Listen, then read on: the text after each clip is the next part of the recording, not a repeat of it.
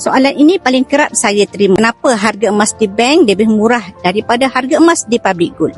Soalan ini saya akan jawab dengan 8 sebab yang disenaraikan oleh mentor emas saya, Tuan Muhammad Zulkifli Syafiee, dalam blog beliau. Pertama, kalau tuan-puan beli emas sekadar untuk tengok nombor, beli emas di bank lebih baik. Tapi kalau nak beli emas fizikal, public gold jauh lebih baik. Kedua, emas public gold tak pernah lebih murah daripada mana-mana emas yang dijual di bank.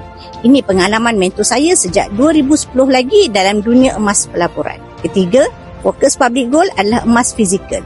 Kita boleh beli dan dapatkan emas fizikal dengan harga yang lebih murah dan cara yang lebih mudah. Empat, emas di bank walaupun boleh keluarkan fizikal, tetapi fokus mereka cuma sekadar nombor, bukan emas fizikal. Kelima, kalau nak dapatkan emas fizikal melalui bank, final price akan lebih mahal, proses dan syaratnya pula agak rumit.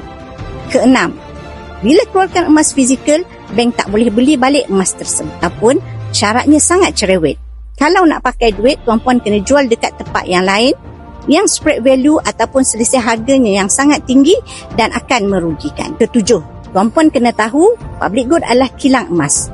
Bisnes public gold hanyalah emas. Sebaliknya, bank bukanlah pengeluar emas. Bisnes bank bukan emas tetapi jual hutang. Dan yang terakhir, siapa yang nak labur dalam emas fizikal, memang public gold adalah syarikat yang terbaik.